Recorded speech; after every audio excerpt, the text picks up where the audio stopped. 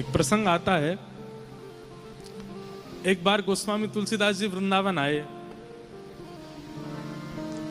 तो वृंदावन में श्री भक्तमाल ग्रंथ के निर्माण का भंडारा चल रहा था।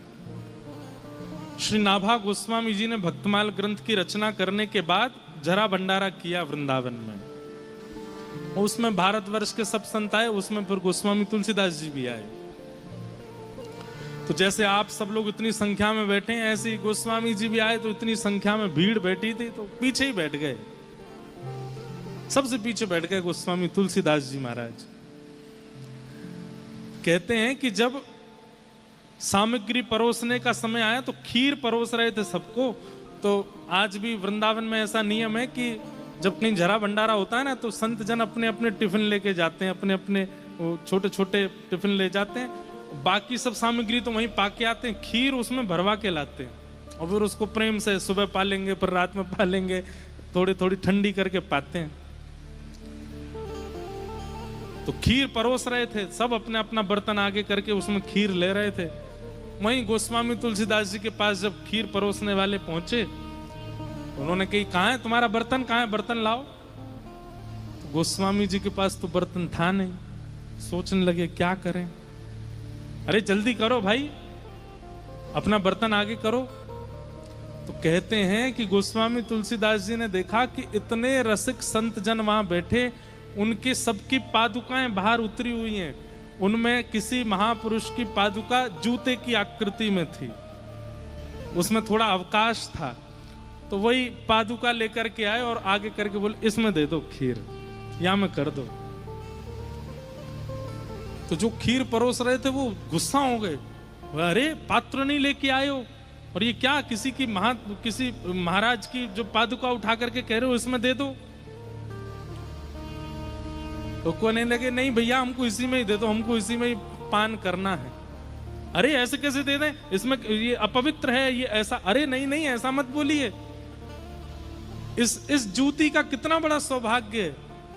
एक तो ये व्रजरज में रही है, 24 घंटा ब्रज की रज इसको लगती रहती है। वो ब्रजरज जिसमें श्री कृष्ण, श्री किशोरी जी अपने अपने निरावृत चरणों से विचरण करते हैं, वो ब्रजरज इसको अंकित कर चुकी है। दूसरा, कोई महापुरुष इसको धारण करता होगा, उसके चित्त में प्रिया प्रियतम विराजमान होंगे, वो प्रिया प्रियतम को विराजमान करके चलता होगा। नीचे से ब्रजरज लगती होगी, ऊपर से उस महत्पुरुष की चरण रज लगती होगी।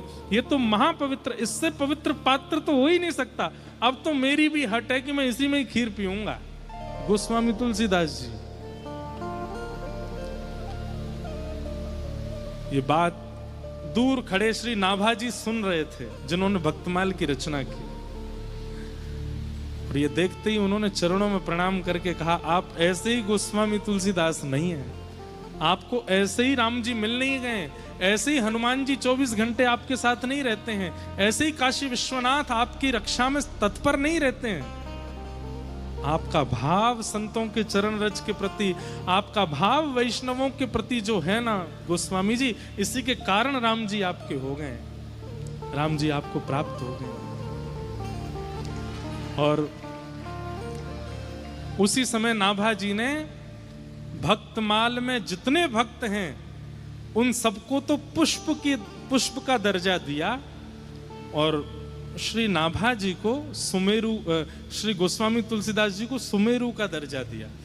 तो माला में खूब सारे पुष्प होते हैं, लेकिन जो मध्य में बीच में होती है माला, नीचे की तरफ जो मुख्य माला होती है, मुख्य पुष्प होता है, उसको सुमेरु बोलते हैं। सुमेरु का दर्जा किसको दिया? गोस्वामी तुलसीदास जी। इन जैसा भक्त नहीं हुआ।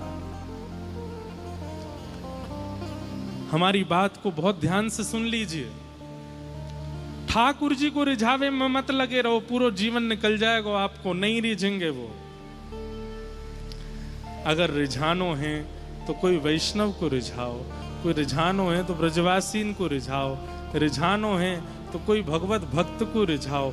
वो यदि रीझ गए आपसे तो ठाकुर जी को रीझनो पड़ेगा, और कोई उपचार है नहीं ठाकुर जी के पास। और इस बात का प्रमाण स्वयं श्री प्रहलाद जी महाराज कह रहे हैं। कि मत न कृष्णे परतस्वतो वा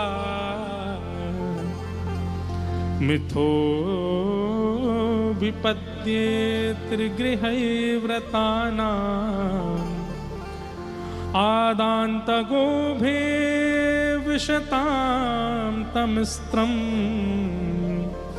पुनः पुनश्चर्वित चर्वणा।